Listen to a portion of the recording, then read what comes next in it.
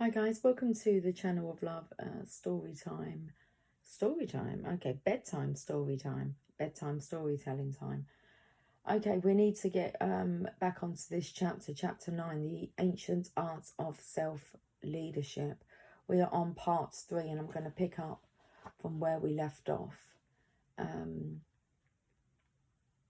which was, we was talking about fearlessness. So can a person's mind actually be fearless? I asked. Great question. The answer is an unequivocal and emphatic yes. Each and every one of the sages of Savannah was absolutely fearless. You could see it in the way they walked. You could see it in the way they talked. You could see it when you looked deep into their eyes. And I'll tell you something else, John. What? I asked, fascinated by what I was hearing. I too am fearless. I know myself, and I have come to see that my natural state is one of indomitable strength and unlimited potential. It was just that I was blocked by all those years of self-neglect and unbalanced thinking. I'll tell you another thing. When you erase fear from your mind, you start to look younger and your health becomes more vibrant. Ah, the old mind-body connection, I replied, hoping to mask my ignorance. Yes, the sages of the East have known about it for over 5,000 years. Hardly new age, he said with a broad grin, lighting up his radiant face. The sages shared another powerful principle with me that I think about often. I think it will be invaluable to you as you walk the path of self-leadership and personal mastery. It has given me motivation at times when I feel like taking things easy. The philosophy can be stated succinctly. What sets highly actualized people apart from those who never live inspired lives is that they do things that less developed people don't like doing, even though they might not like doing them either. Truly enlightened people, those who experience deep happiness daily, are prepared to put off short-term pleasure for the sake of long-term fulfillment. So they tackle their weaknesses and fears head-on, even if dipping into the zone of the unknown brings with it a measure of discomfort.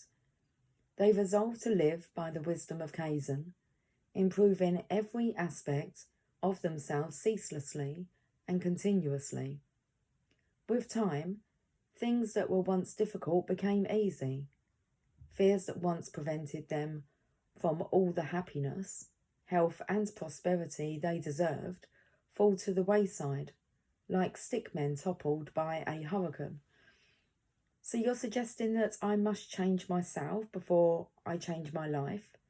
Yes, it's like that old story my favourite professor told me when I was in law school. One night, a father was relaxing with his newspaper after a long day at the office. His son, who wanted to play, kept on pestering him. Finally, fed up, the father ripped out a picture of the globe that was in the paper and tore it into 100 tiny pieces.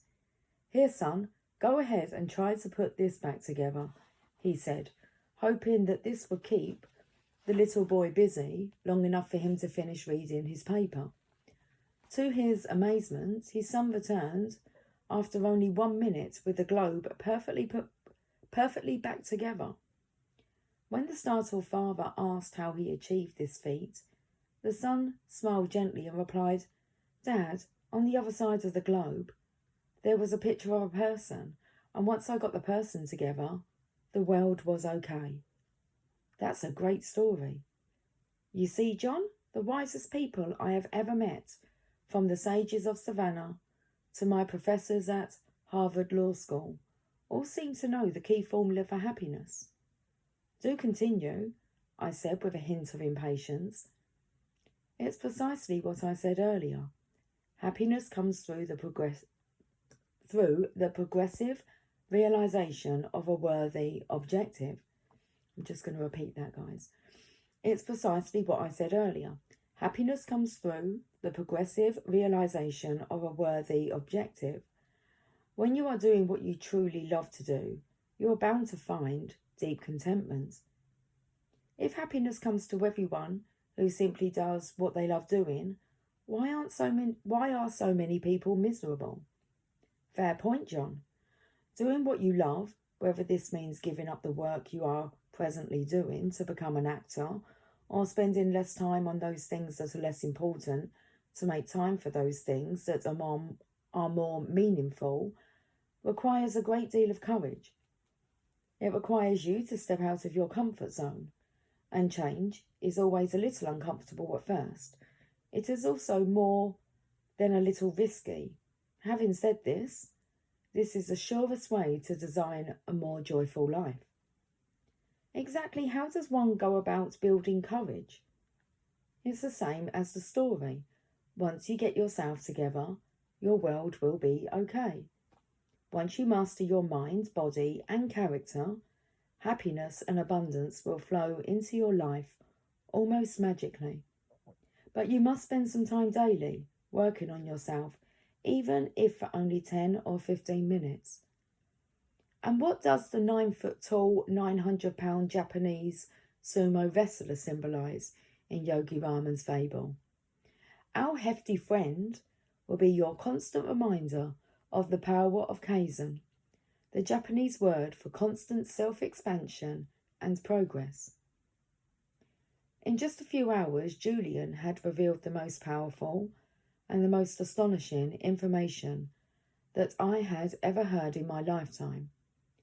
I had learned of the magic in my own mind and its treasure trove of potential. I had learned highly practical techniques to still the mind and focus its power on my desires and dreams. I had learned the importance of having a definite purpose in life and of setting clear goals in every aspect of my personal, professional, and spiritual world. Now I had been exposed to the ageless principle of self-mastery, Kaizen. How can I practice the art of Kaizen? I will give you 10 ancient yet supremely effective rituals that will lead you far along the path of personal mastery. If you apply them on a daily basis, with faith in their utility, you will observe remarkable results in just 1 month from today. If you continue to apply them, incorporating the techniques into your routine such that they become habits, you are bound to reach a state of perfect health, limitless energy, lasting happiness, and peace of mind. Ultimately, you will reach your divine destiny, for this is your birthright. Yogi Raman offered the 10 rituals to me with great faith in what he termed their exquisiteness. And I think you will agree that I am a living proof of their power. I simply ask that you listen to what I have to say and judge the results for yourself. Life-changing results in only 30 days? I asked in disbelief. Yes, the quid pro quo is that you must set aside at least 1 hour a day for 30 consecutive days to practice the strategies I am about to offer to you. This investment in yourself is all it takes. And please don't tell me that you don't have the time. But I don't, I said honestly. My practice is really booming. I don't have 10 minutes to myself, let alone a full hour, Julian. As I told you, saying that you do not have the time to improve yourself, whether this means improving your mind or nourishing your spirit, is much like saying you do not have time to stop for gas because you are too busy driving. Eventually it will catch up with you. Really? Really? How so? Let me put it this way. You are very much like a high-performance race car worth millions of dollars, a well-oiled, highly sophisticated machine. Why, thank you, Julian. Your mind is the greatest wonder of the universe, and your body has the capacity to perform feats that might astonish you. Agreed? Knowing the value of this high-performance multi-million-dollar machine, would it be wise to run it full out Would it be wise to run it full out every minute of every day without taking a pit stop to let the motor cool down? Of course not. Well then, why are you not taking some time every day for your personal pit stop or rest break? Why are you not taking the time to cool down the high performance engine of your mind? Do you see my point? Taking the time to renew yourself is the most important thing you can do.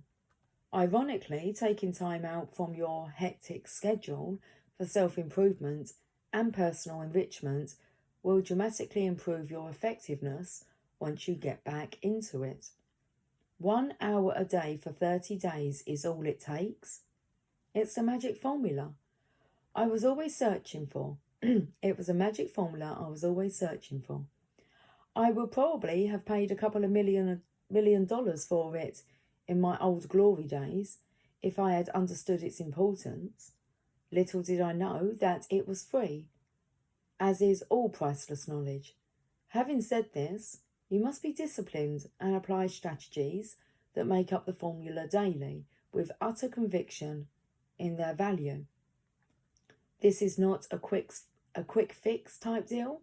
Once you're in it, you are in it for the long term. What do you mean? Spending 1 hour a day tending to yourself will surely give you dramatic results in 30 days, provided you do the right things. It takes about 1 month to fully install a new habit. After this period, the strategies and techniques you will learn will fit like a second skin. The key is that you must keep on practicing them every day if you want to keep on seeing the results. Fair enough, I agreed. Julian clearly had unlocked a wellspring of personal vitality and inner serenity in his own life. Actually, his transformation from a sickly old litigator to a radiant, energetic philosopher was nothing less than miraculous. At that moment, I resolved to dedicate 1 hour a day to implementing the techniques and principles I was about to hear. I decided to work on improving myself before working to change others, as had been my habit. Maybe I too could undergo a mantle-like transformation. It was surely worth a try. That night, sitting on the floor of my cluttered living room, I learned what Julian called the 10 rituals of radiant living. Some of them required a little concentrated effort on my part. Others could be performed effortlessly. All were intriguing and rich with the promise of extraordinary things to come. The first strategy was known to the sages as the ritual of solitude. This involves nothing more than ensuring that your daily schedule includes a mandatory period of peace. Just what is a period of peace? It is a period of time as little as 15 minutes or as much as 50, wherein you explore the healing power of silence and come to know who you really are, Julian explained. Sort of a rest break for that overheated engine of mine? I suggested with a slight smile. That's a pretty accurate way of looking at it. Have you ever been on a long road trip with your family? Sure, every summer we drive down to the islands to spend a couple of weeks with Jenny's parents. Okay, do you ever make pit stops along the way? Yes, for food, or if I'm feeling a little sleepy, I'll take a quick nap after having listened to my kids fight in the back seat for 6 hours. Well, think of the ritual of solitude as a pit stop for the soul. Its purpose is self-renewal, and this is accomplished by spending time alone, immersed in the beautiful blanket of silence. What is so special about silence? Good question. Solitude and quiet connect you to your creative source and releases the limitless intelligence of the universe. You see, John, the mind is like a lake. In our chaotic world, most people's minds are not still. We are full of inner turbulence. However, by simply taking the time to be still and quiet every day, the lake of the mind becomes as smooth as a plate of glass. This inner quietness brings with it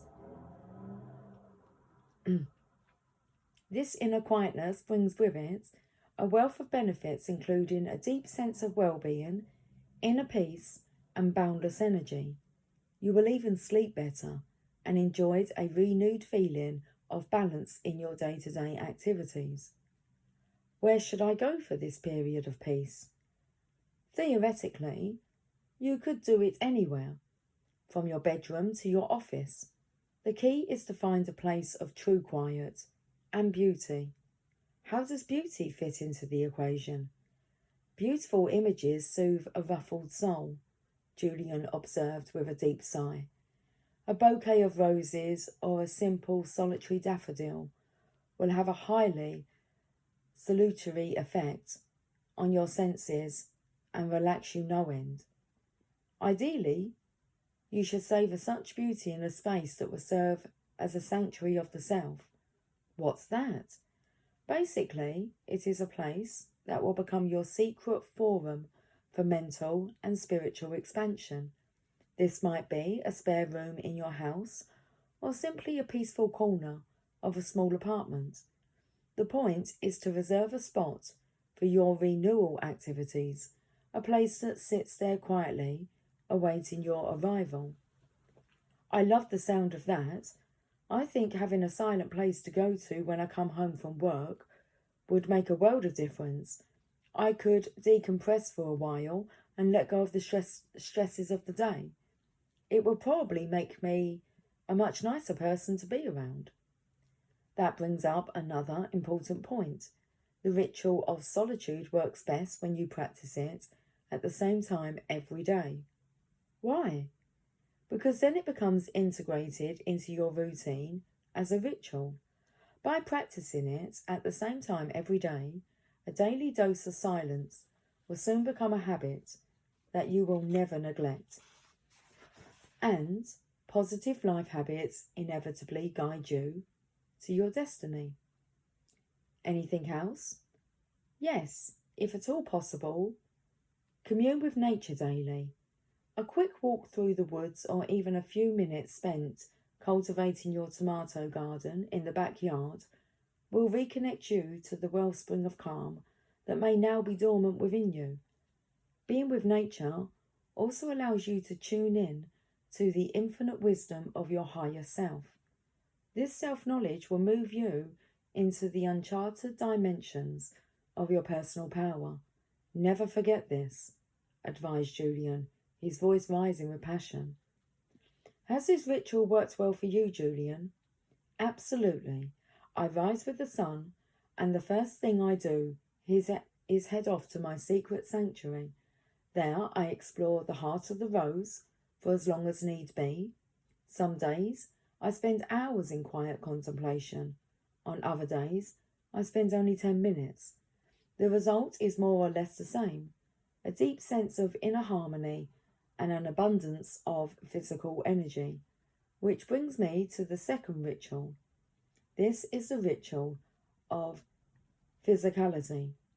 Sounds interesting. What's it about? It's about the power of physical care. Huh? It's simple. The ritual of physicality is based on the principle that says, as you care for the body, so you care for the mind. As you prepare your body, so you prepare your mind. As you train your body, so you train your mind. Take some time every day to nourish the temple of your body through vigorous exercise.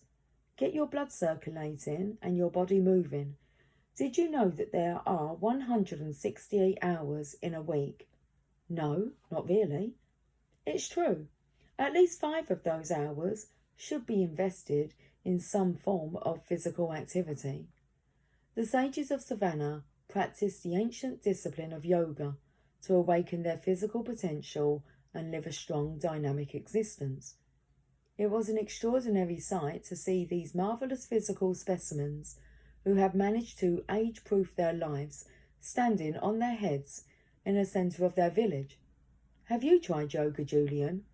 Jenny started practicing it last summer and says it has added 5 years to her life. There is no one strategy that will magically transform your life, John.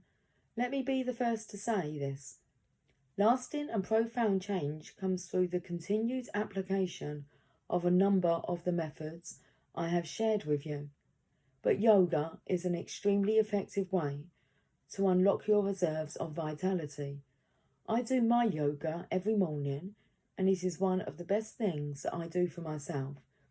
It not only rejuvenates my body, it completely focuses my mind. It has even unblocked my creativity. It is a terrific discipline.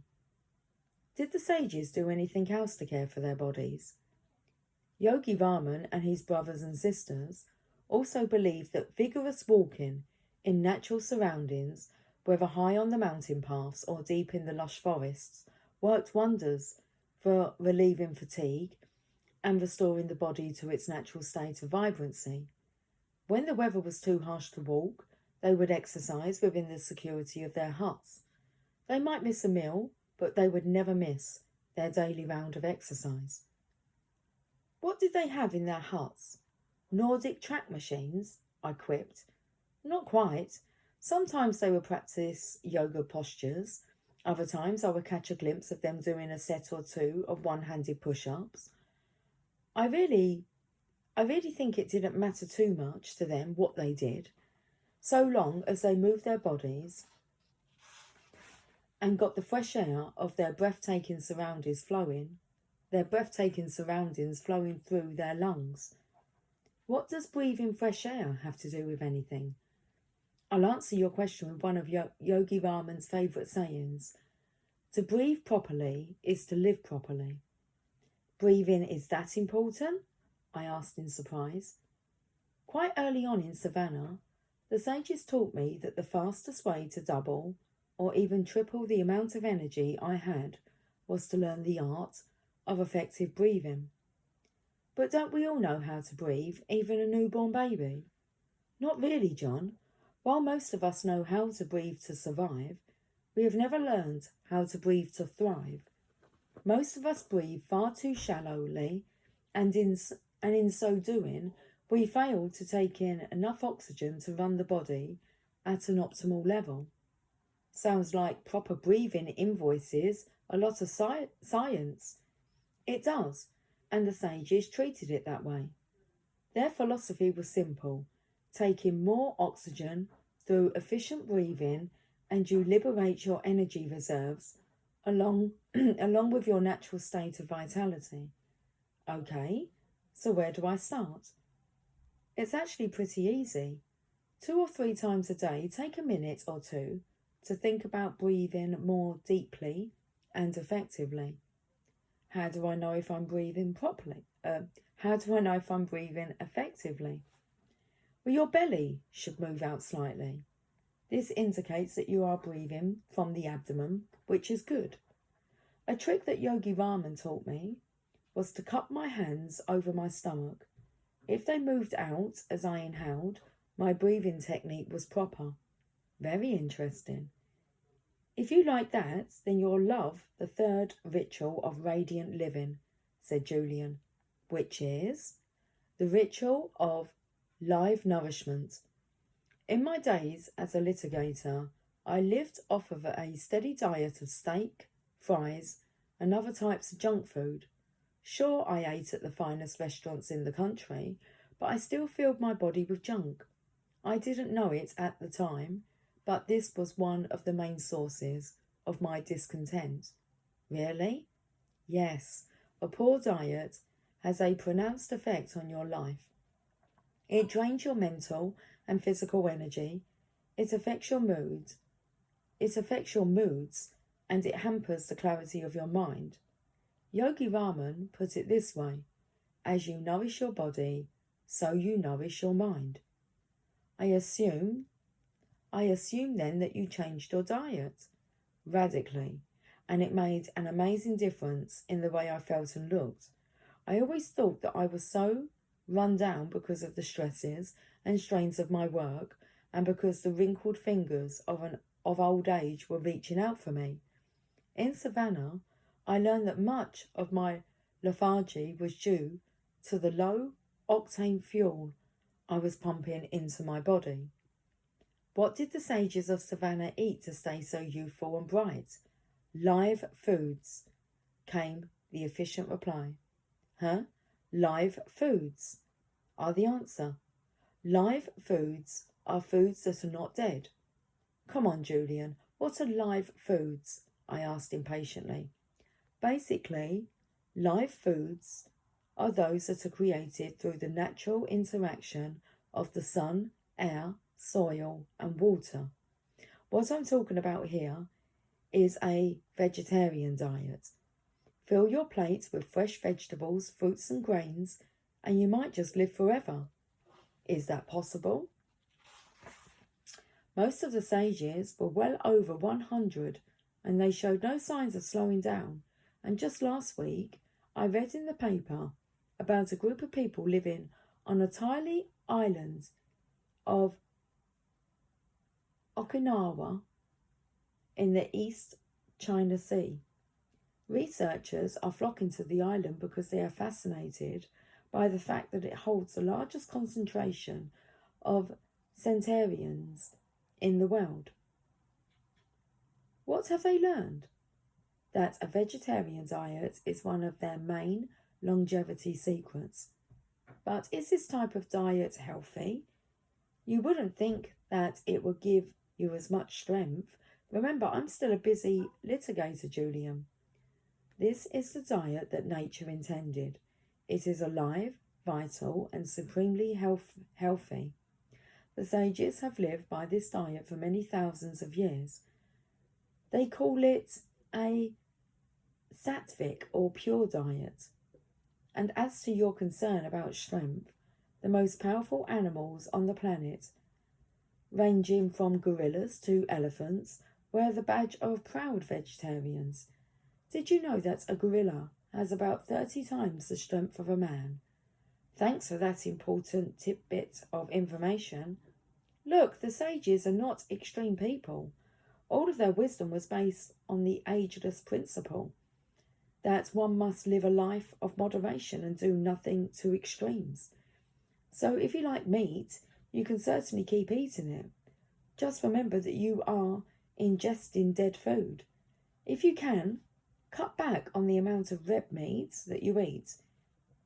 It is really hard to digest, and since your digestive system is one of the most energy-consuming processes of your entire body, valuable energy reserves are needlessly depleted by this foodstuff. Do you see what I'm getting at? Just compare how you feel after eating a steak with your energy levels Do you see what I'm getting at? Just compare how you feel after eating a steak with your energy levels after eating a salad. If you don't want to become a strict vegetarian, at least start having salad with every meal and fruit for dessert. Even this will make a huge difference in the quality of your physical life. That doesn't seem like it would be too hard to do, I replied. I've been hearing a lot about the power of largely vegetarian diet. Just last week, Jenny told me about a study in Finland where it was found that 38% of new vegetarians studied reported that they felt far less tired and much more alert after only 7 months of this new way of life. I should try eating a salad with every meal. Looking at you, Julian, I might even make the salad the meal. Try it for about a month and judge the results for yourself. You will feel phenomenal. Okay, if it's good enough for the sages, it's good enough for me. I promise you I will give it a shot. It doesn't sound like too much of a stretch, and anyway, I'm getting pretty tired of firing up the barbecue every night. If I had sold you on the ritual of live nourishment, I think you will love the 4th one. Your student is still holding his empty cup. The 4th ritual is known as the ritual of abundant knowledge. It centers on the whole notion of lifelong learning and expanding your knowledge base for the good of yourself and all those around you. And we will leave that portion of this chapter there, guys. Okay. I will catch up with you all soon. So until then, sweet dreams.